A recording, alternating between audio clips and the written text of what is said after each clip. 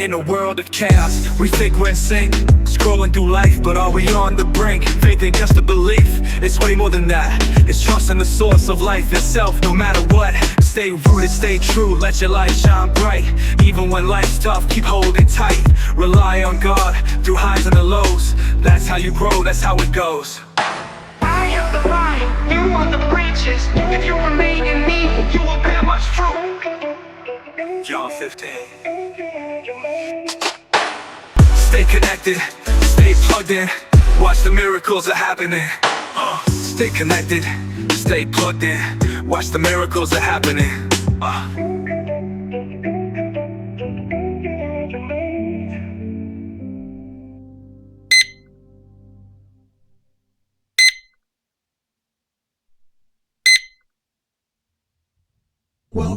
Shalom saudara-saudara, semua hari ini bersukacita dengan suasana baru.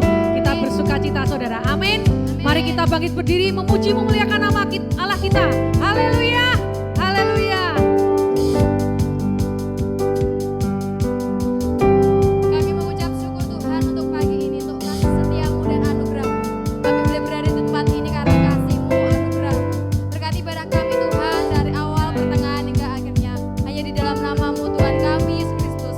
Haleluya, amin. Haleluya. Mari kita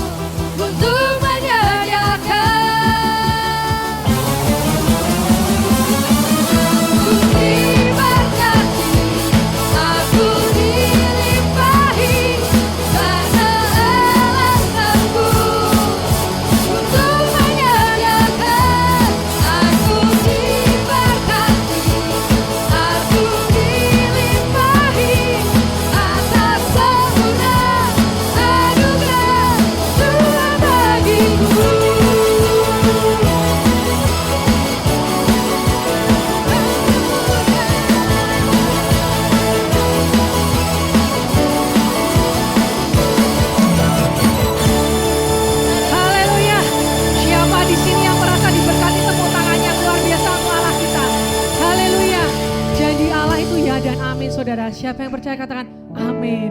Janji Allah itu ya dan amin. Kita mau nyanyikan lagu ini dengan semangat dan sukacita yang luar biasa. Amin. Haleluya saudara. Yes. Thank you Lord.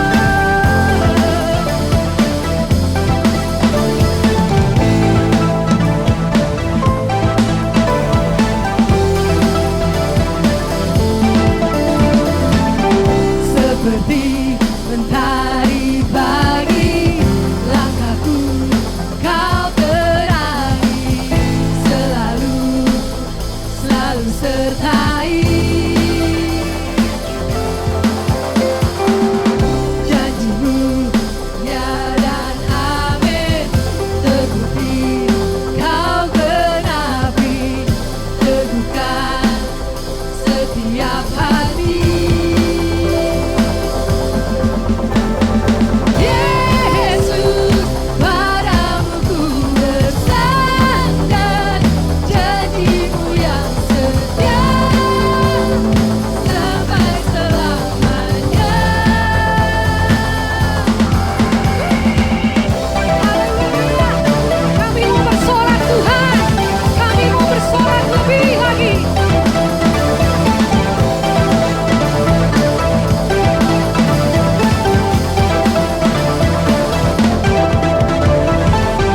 Seperti mentari pagi, langkahku kau terangi, selalu sertai. Janjimu ya dan amin, terbukti kau genapi, teguhkan setiap hati. Yesus, padamu ku bersandar, janjimu yang setia sampai selamanya. Yesus, padamu ku percaya, firman-Mu yang kekal untuk selamanya. Oh, oh, oh, oh, oh, oh, oh, oh. Semua angkat tingkat kita saudara, katakan oh. Oh, oh, oh, oh, oh,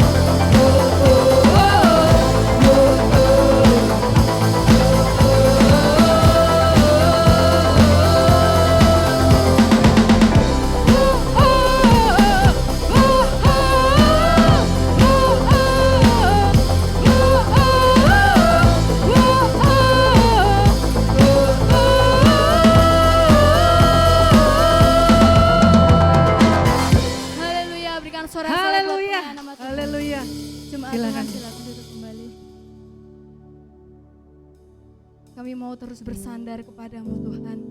Engkaulah harapan dalam setiap kehidupan kami. Kuasa-Mu sungguh besar Tuhan dalam hidup kami. Terima kasih Tuhan, terima kasih. Kami bersyukur Tuhan memiliki Allah seperti Engkau.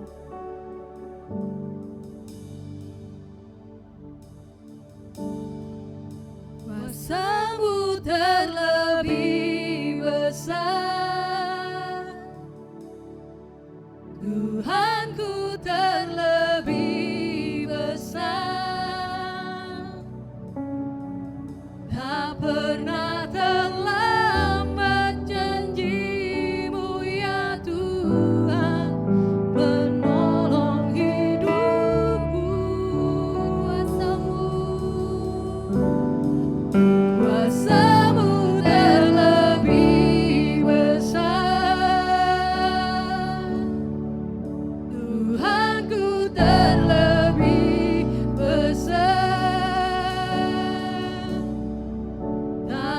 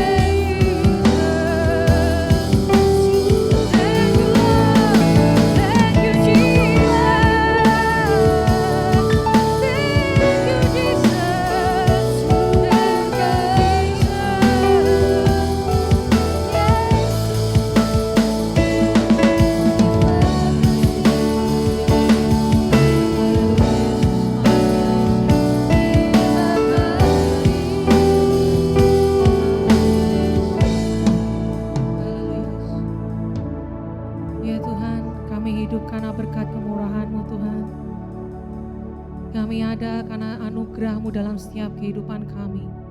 Kami diberkati itu karena Engkau Tuhan, bukan karena kami. Engkau yang ada untuk kami Tuhan. Kau lebih mengenal kedalaman hati kami daripada orang di sekeliling kami Tuhan. Mari kita fokus kepada Tuhan. Kita masuk lebih dalam ke hadirat-Nya.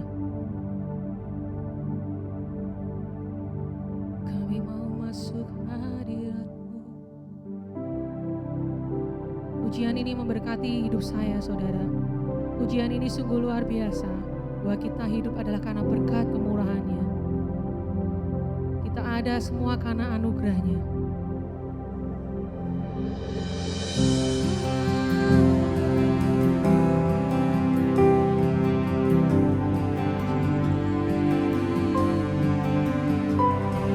Terima kasih Tuhan, terima kasih Tuhan. Haleluya, haleluya.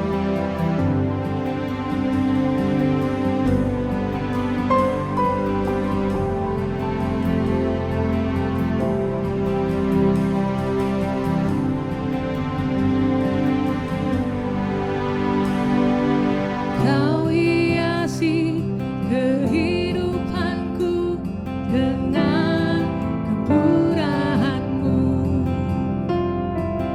Kau rancangkan masa depanku penuh dengan harapan. Aku ada saat ini, semuanya karena kasih-Mu. Aku hidup hari ini, semua berkat kemurahan-Mu. Terima kasih Yesus, Engkau sangat baik, teramat baik bagiku. Mari kita bangkit berdiri saudara. Kita pujikan Allah kita. Kau baik Tuhan, Kau baik Yesus. Kau hiasi kehidupanku dengan kemurahan-Mu. Yes, Lord. Kau rancangkan masa depanku penuh dengan harapan. Aku ada saat ini, semuanya karena kasih-Mu. Aku hidup hari ini, semua berkat kemurahan-Mu. Terima kasih Yesus, Engkau sangat baik, teramat baik bagiku. Saat ini, semuanya karena kasih-Mu. Yes Lord. Aku hidup hari ini, semua berkat kemurahan-Mu.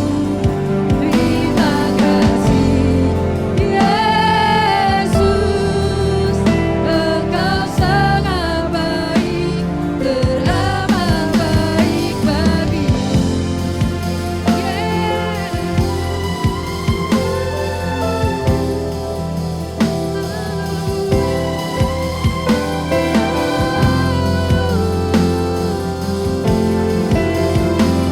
Kami ada Tuhan, kami ada Tuhan karena-Mu.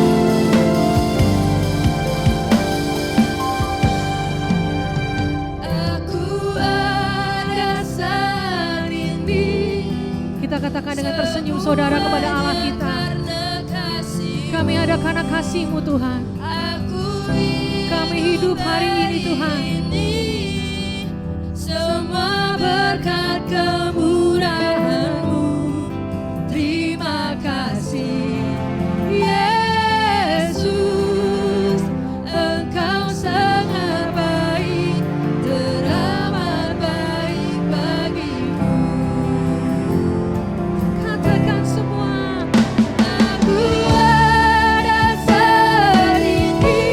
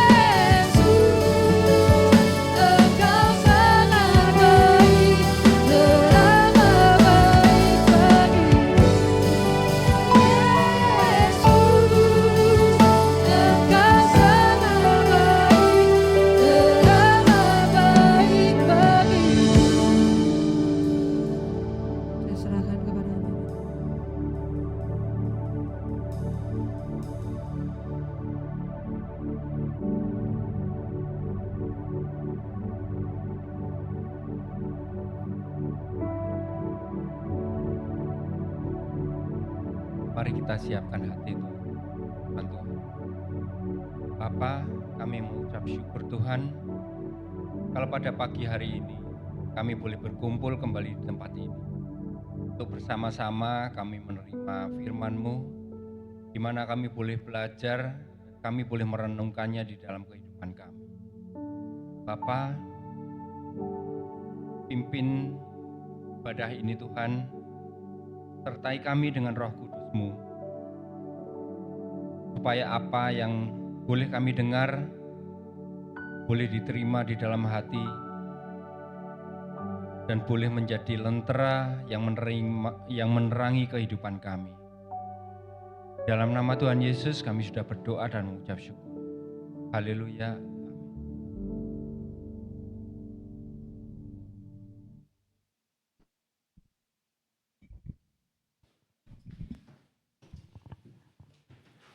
Shalom Bapak Ibu sekalian.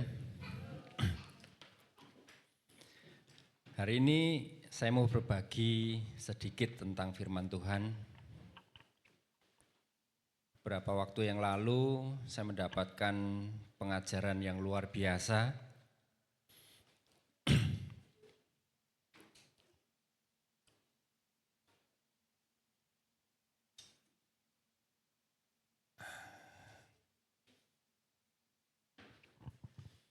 Dan saya juga baru merasakan bahwa, ternyata masih banyak di antara kita yang imannya bimbang. Jadi kekristenan saat ini saya merasakan sedang tidak baik-baik aja. Kenapa?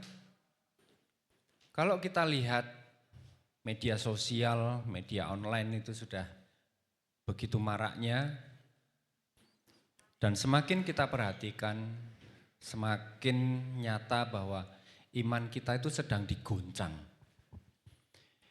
Kita yang percaya Tuhan sedang ditampi, kalau bisa dirontokkan. Kenapa begitu? Ya, inilah memang saat-saat kedatangan Tuhan sudah semakin dekat. Oleh karena itu kita harus semakin belajar untuk mengerti lebih lagi tentang firman Tuhan. Yuk kita buka slide-nya. Nah, di sini yang menjadi topik pagi ini adalah percaya setelah melihat. Next. Di dalam Yohanes 20 ayat 25b, di situ ketika Yesus sudah bangkit dan murid-muridnya sebagian besar sudah tahu, tetapi ada satu orang yang ketinggalan, yaitu Thomas. Padahal dia sudah diberitahukan oleh murid-murid Yesus yang lain, tapi ini yang dia katakan. Sebelum aku melihat bekas paku pada tangannya dan sebelum aku mencucukkan jariku ke dalam bekas paku itu dan mencucukkan tanganku ke dalam lambungnya, sekali-kali aku tidak akan percaya. Nah, berapa banyak dari orang-orang di sekitar kita, bahkan yang sudah diberikan bukti-bukti pun masih tidak percaya. Yang sudah diberikan faktanya pun justru disangkal. Sangat tragis bahwa kalau kita perhatikan Thomas ini, next slide. Thomas ini adalah salah satu dari 12 murid Yesus. Tapi pada saat ini satu murid Yesus meninggal, yaitu Yudas Iskariot. Pada kenyataannya Thomas merupakan satu dari murid Yesus dan dia bersama-sama dengan Yesus selama masa pelayanannya, kurang lebih 3 tahun atau 2 tahun sekian. Jadi dia melihat sendiri apa yang Yesus kerjakan, bahkan semua mujizat yang Yesus lakukan. Toh dia tetap tidak percaya sebelum dia melihat sendiri. Dan kebetulannya lagi bahwa Thomas pada saat dia menyatakan itu, dia adalah orang terakhir yang datang di dalam sebuah perkumpulan di Galilea. Thomas ini datang paling akhir sehingga pada saat Yesus menyatakan di hadapan murid-murid yang lain, dia enggak ada. Baru 8 hari kemudian ketika diadakan pertemuan itu kembali, dia berada di sana dan kembali Yesus menampakkan dirinya. Next. Yesus menyatakan, damai sejahtera bagi kamu. Kemudian ia berkata kepada Thomas, taruhlah jarimu di sini dan lihatlah tanganku. Ulurkanlah tanganmu dan cucukkan ke dalam lambungku. Dan jangan engkau tidak percaya lagi, melainkan percayalah. Jadi harus Yesus sendiri yang menyatakan di hadapan Thomas bahwa dia telah bangkit, dengan harus membuktikan Thomas bisa menyentuh dia, mencucukkan tangannya ke dalam bekas paku maupun bekas tusukan tombak di lambungnya. Baru Thomas percaya. Nah, next. Kita sebagai umat Kristen, sebagai murid-murid Yesus yang mengakui bahwa Yesus itu adalah Tuhan, kita diberikan akal budi agar berkhidmat. Kita tidak percaya buta kepada kesaksian Alkitab. Kita diberikan akal budi, kita mempunyai banyak sumber-sumber. Dan sumber-sumber bahkan yang di luar Alkitab itu menunjukkan bahwa Yesus memang lahir, Yesus besar, kemudian dia mengajar, membuat mukjizat-mukjizat. Yesus akhirnya disalib, mati, dikuburkan, dan bangkit kembali. Itu semua dicatat, bahkan oleh orang-orang yang di luar Alkitab. Filsafat-filsafat, para penulis di zaman pada waktu itu. Dan Alkitab bukanlah sebuah cerita fiksi hasil karangan manusia, karena di dalamnya ada kebenaran. Banyak fakta dan catatan sejarah dari luar Alkitab. Dan yang terlebih lagi adalah teladan yang diberikan oleh Yesus, tidak satupun dia bertentangan dengan moralitas. Kalau kita perhatikan perjalanan hidup Yesus, tidak ada satupun yang melanggar moral. Tidak ada satupun yang melakukan asusila di situ. Semua contoh-contoh, semua teladan yang Yesus lakukan itu adalah baik. Sama dengan yang menjadi kehendak Bapa di surga. Kalau ada yang mengklaim bahwa Yesus itu tidak mati, dia tidak pernah disalib, tapi orang lain yang dipasang diserupakan untuk menggantikan Yesus mati di atas kayu salib, maka itu sama saja dengan mencemooh Allah. Berarti Allah yang hidup itu adalah Allah yang pembohong. Betul tidak? Dia harus membohongi umatnya, menyembunyikan anaknya sebagai korban penebusan dosa, supaya kelak dia bisa turunkan kembali ke dunia. Allah kita tidak demikian. Karena rancangan Alkitab itu sejak dari awal sudah menyebutkan bahwa Yesus itu akan datang ke dunia menebus dosa kita. Dari satu orang, seluruh manusia jatuh ke dalam dosa. Tetapi oleh satu orang, semua dosa itu dia sudah bayar lunas dengan darahnya yang mahal. Next. Nah, ini adalah sumber-sumber lain tentang penyaliban Yesus Kristus di luar Alkitab. Tacitus, dia hidup di masa 56 Masehi sampai 120 Masehi. Dia seorang sejarawan Romawi, dia yang mencatat eksekusi Yesus di masa pemerintahan Pontius Pilatus. Jadi ada sumber lain di luar Alkitab yang memang menyatakan Yesus itu disalib dan dia mati. Kemudian Lucian dari Samosata, 120 Masehi sampai 200 Masehi. Dia seorang satiris di abad kedua, dia juga mencatat tentang kehidupan Yesus. Yang ketiga adalah Titus Flavius Josephus, sejarawan Yahudi yang mencatat Yesus itu sebagai orang bijak yang ajalnya mengenaskan. Yesus digambarkan sebagai seorang bijak.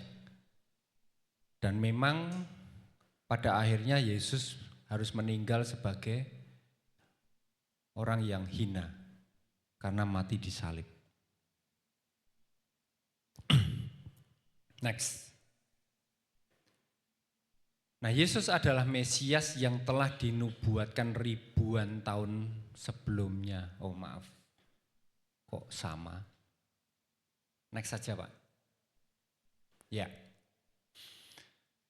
Pada masa Daud, apa yang disampaikan Yesus ketika dia disalibkan, itu ternyata sudah dicatat dalam Mazmur Daud. Di dalam Mazmur 22 ayat yang kedua, manakala Yesus berseru, Allahku, Allahku, mengapa engkau meninggalkan aku? Eli, Eli, lama sabachthani. Dia sudah dicatat. Dan gak ada satu peramal pun yang mampu merampalkan kejadian ribuan tahun ke depan. Gak ada. Kecuali itu memang pewahyuan dari Allah. Ini ditegaskan di dalam Matius 27 ayat 46. Kira-kira jam 3 berserulah Yesus dengan suara nyaring. Eli, Eli, lama sabachthani. Dari zaman Daud sampai ketika Yesus disalibkan, firman itu diulang kembali. Artinya pada saat itu, Yesus menyatakan dirinya bahwa dialah Mesias yang dijanjikan oleh Allah 1000 tahun sebelumnya. Ini sangat luar biasa sekali. Kemudian di ayat Mazmur 22 yang ayat 19. Mereka membagi-bagi pakaianku di antara mereka dan mereka membuang undi atas jubahku. Hal ini juga terjadi ketika Yesus disalibkan. Matius 27 ayat 35. Sesudah menyalibkan dia, mereka membagi-bagi pakaiannya dengan membuang undi. Terjadi. Jadi bukan sebuah isapan jempol bahwa Alkitab itu adalah pewahyuan dari Allah. Meskipun Alkitab itu dicatat dari 40 orang penulis di 3 benua yang berbeda. Eropa, Asia, Afrika. Tetapi semua ketika dirangkum itu runut menjelaskan tentang penciptaan, menjelaskan tentang nabi-nabinya, sampai kepada Yesus. Mazmur 22 ayat 16 atau dalam kurung 17. Sebab anjing-anjing mengurumuni aku, gerombolan penjahat mengepung aku, mereka menusuk tangan dan kakiku. Menusuk tangan dan kakiku. Tangan Yesus dan kaki Yesus dipaku di atas kayu salib. Jadi kalau dibilang, kenapa kamu punya perjanjian lama dan perjanjian baru? Apakah dua-duanya merupakan kitab yang berbeda? Enggak. Di dalam perjanjian lama, semua itu dinubuatkan. Dan Yesus di dalam perjanjian yang baru itu menggenapinya. Semua digenapi. Dan Alkitab sekali lagi bukan hal karangan, novel atau apa. Next. Kebangkitan Yesus disaksikan oleh murid-muridnya. Yang paling pertama adalah Maria Magdalena dan Maria yang lain. Ketika pagi-pagi sekali mereka datang ke kubur Yesus dan kubur Yesus sudah kosong. Di sana mereka bertemu dengan malaikat. Kemudian diberitahukan untuk kembali menemui saudara-saudaranya. Tapi ketika mereka mau berbalik pulang, mereka ketemu dengan Yesus. Meskipun mereka tidak mengetahui bahwa itu Yesus, sampai Yesus menyatakan dirinya. Kenaikan ke surga oleh Yesus juga bukan katanya, bukan cerita dari siapa-siapa, tetapi kejadian itu disaksikan oleh banyak orang. Kejadian itu terutama disaksikan oleh murid-murid Yesus. Murid-murid Yesus kalau tidak salah kutip, murid-muridnya secara langsung ada 11 orang. Tetapi di samping itu mereka ada 70 orang murid Yesus yang lain. Dan orang-orang Galilea yang kurang lebih jumlahnya sampai 500-an orang. Jadi tidak ada satupun peristiwa mengenai Yesus itu adalah karangan manusia. Dan terlebih lagi ketika Yesus mau terangkat ke surga, dia menyatakan akan menurunkan roh penolong. Dan itu juga dipenuhi. Ketika murid-murid Yesus mewartakan tentang Yesus, mereka mampu berbicara ke dalam banyak bahasa. Padahal seperti ketika saya berbicara di sini, sementara banyak bangsa yang mendengarkan. Dan mereka masing-masing mendengarkan di dalam bahasanya sendiri tanpa diterjemahkan. Artinya apa? Roh Kudus yang mencerahkan pikiran mereka, Roh Kudus yang langsung mentranslate ke telinga mereka sebagai bahasa-bahasanya sendiri. Next. Nah, ini yang menjadi penegasan buat kita. Kata Yesus kepadanya, kepada Thomas, karena engkau telah melihat aku, maka engkau percaya. Berbahagialah mereka yang tidak melihat, namun percaya. Kita harus menimbang, apakah kita percaya saat ini itu percaya setelah dibuktikan sendiri bahwa Yesus adalah Tuhan. Atau kita percaya karena kita menyimak firman Tuhan melalui Alkitab, kita merenungkannya, kita bergaul erat dengan Dia melalui doa dan penyembahan sehingga iman kita dikuatkan. Kalau dikatakan bahwa ada di luar sana yang menjadi penyempurna dari kitab-kitab terdahulu, pertanyaan saya, next. Apakah Alkitab ini sudah selesai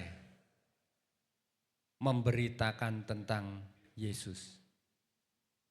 Sudah? Belum. Ada yang diberitakan di dalam Alkitab itu yang sudah terjadi dan sedang terjadi. Tetapi Alkitab masih menyimpan banyak misteri sampai kepada Kitab Wahyu nanti dinyatakan. Jadi Alkitab masih belum finish. Kita tidak bisa mengklaim bahwa kitab kita disempurnakan oleh orang lain. Enggak, no. Alkitab akan menjawab dirinya sendiri. Semua misteri, semua pertanyaan kita tentang Alkitab akan dijawab oleh Alkitab itu sendiri dengan bukti-bukti yang akan terjadi.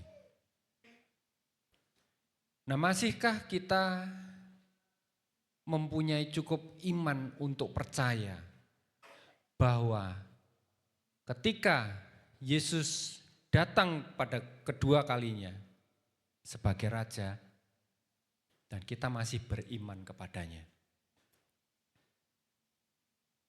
Pertanyaan itu yang harus kita jawab sendiri-sendiri.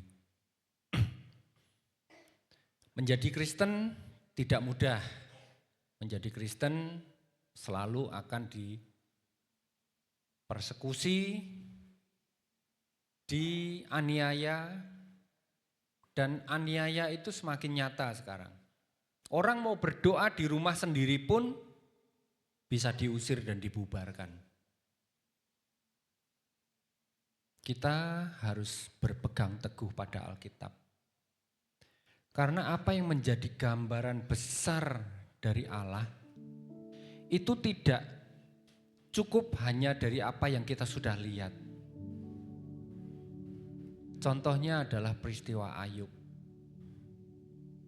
Kemarin 3 hari saya mengikuti retret, baru terbuka bahwa di dalam kitab Ayub itu saya tidak bisa memahami hanya sepotong-sepotong. Ketika kita dibukakan keseluruhannya dari awal pertengahan pada waktu penderitaan Ayub sampai dengan pada akhirnya Ayub dipulihkan lagi, peristiwa itu 18 tahun lamanya. Dan Ayub tetap menjaga iman. Ayub harus mengakui terlebih dahulu bahwa segala sesuatu yang terjadi atas hidupnya itu adalah sesuai dengan rancangan Allah. Allah tidak bersalah. Baru Ayub dipulihkan. Dan perlu iman yang teguh. Ada banyak contoh yang diberikan di sana. Bahkan penderitaan seorang perempuan dari Korea Utara yang begitu beratnya. Tapi kalau kita bandingkan dengan penderitaan Ayub, tidak ada apa-apanya. Apa yang diderita Ayub mungkin adalah proyeksi dari apa yang akan dialami oleh Yesus pada waktu penyaliban. Pada waktu dia disiksa, pada waktu dia disalibkan. Penderitaan yang luar biasa. Kalau Ayub penderitaannya hanya penderitaan secara fisiknya karena dia sakit, kemudian psikisnya karena anak-anaknya mati pada saat yang bersamaan, kemudian seluruh hartanya habis pada saat yang bersamaan. Mari terus jaga iman. Tidak perlu terpengaruh oleh penampian. Karena kita ditampi bukan dari hal yang lain. Kita ditampi itu dengan firman. Firman yang asal comot, firman yang asal tafsir. Itulah yang menampi kita. Manakala hati kita menjadi bimbang, maka gunakanlah kebimbangan itu untuk menggali lebih dalam firman Tuhan. Jangan karena bimbang terus ngikut arusnya, maka kita akan terhilang. Demikian firman yang saya berbagi pada pagi hari ini. Semoga kita semua bisa diberkati dan iman kita makin dikuatkan.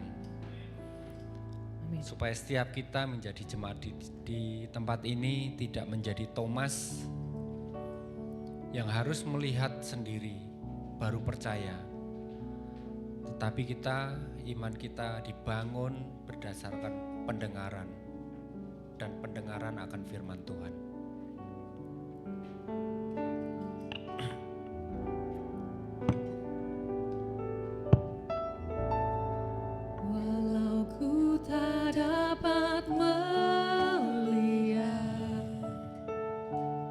semua rencanamu Tuhan. Namun hatiku tetap memandang padamu, kau tuntun langkahku. Walau ku tak dapat berharap atas kenyataan hidupku, namun hatiku tetap memandang padamu, kau ada untukku.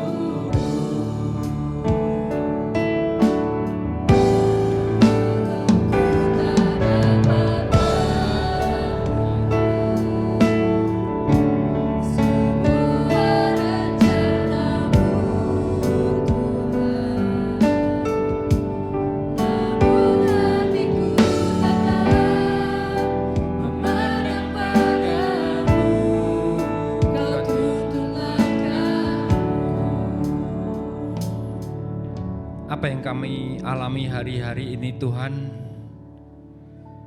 mungkin adalah masih bagian kecil dari rancangan-Mu atas hidup kami.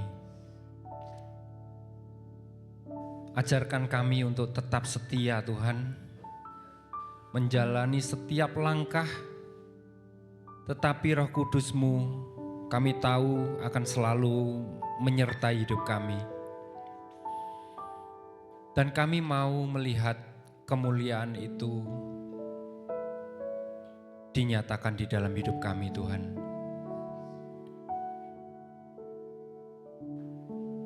Kami mau bukan seperti Thomas yang harus melihat bukti-bukti dan fakta-fakta terlebih dahulu sebelum percaya bahwa Engkau Yesus sudah mati bagiku, bangkit dan naik ke surga, menyediakan tempat bagi umat-Mu ini untuk datang kepadamu Tuhan. Kami mau menaruh iman bukan karena kami melihat, kami mau percaya dan kami mau beriman karena Tuhan sudah sepanjang hidup bumi ini menyatakan kasih-Mu. Dan segala nubuatan yang telah terjadi dan telah kami baca, kami dengar, biarlah menjadi bukti bahwa segala sesuatu itu sudah terjadi, sudah ada karena Engkau. Allah Bapa, Allah Putra dan Allah Roh Kudus, kami mau berserah kepadamu Tuhan. Kami mau percaya dan kami mau terus simpan firman-firman-Mu ini di dalam hati kami untuk selalu menuntun hidup kami. Terima kasih Bapa, kami sudah mendengar firman-Mu, meteraikan ya Tuhan. Dan biarlah Roh Kudus-Mu terus menjelaskan, menerangi hidup kami, menerangi pikiran kami untuk kami lebih mengerti lagi. Di dalam nama Tuhan Yesus kami berdoa dan kami sudah mengucap syukur. Amin.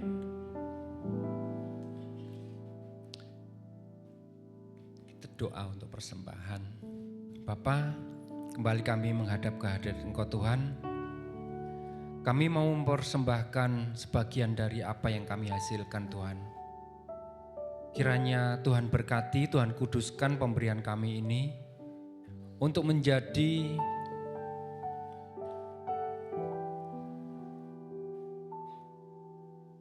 alat-Mu untuk boleh terus menyatakan akan pelayanan di tempat ini, dan supaya apa yang kami berikan ini membuahkan buah-buah roh ke depannya. Dan jemaat-Mu di tempat ini boleh semakin bertambah dan bertumbuh. Terima kasih Bapa, kami sediakan hati kami memberikan dengan penuh pengucapan syukur di dalam nama Tuhan Yesus. Amin.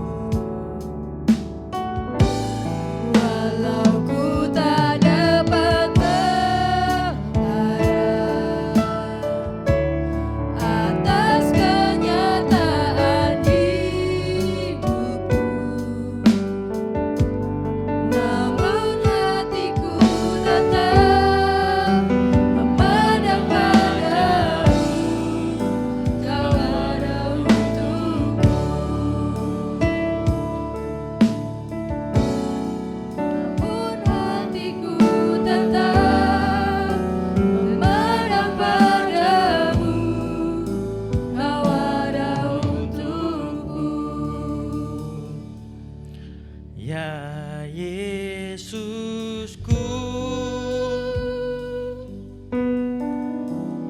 pujaanku.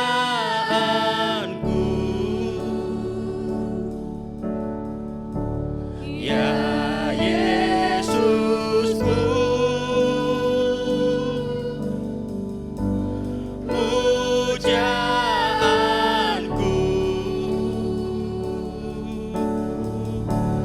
Ya Yesusku,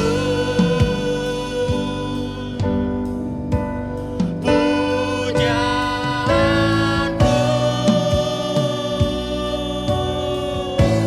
Segenap hidupku hanya. Bapak Ibu sekalian, bangkit berdiri kita. Wow. Ya Yesusku, ya Yesusku, pujaanku. Ya Yesusku,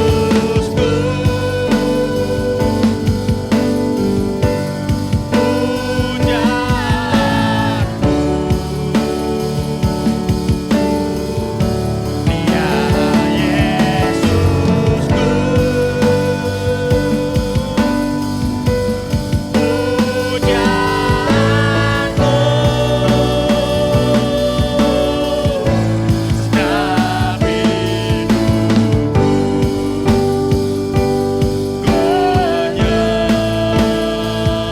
menyembahmu.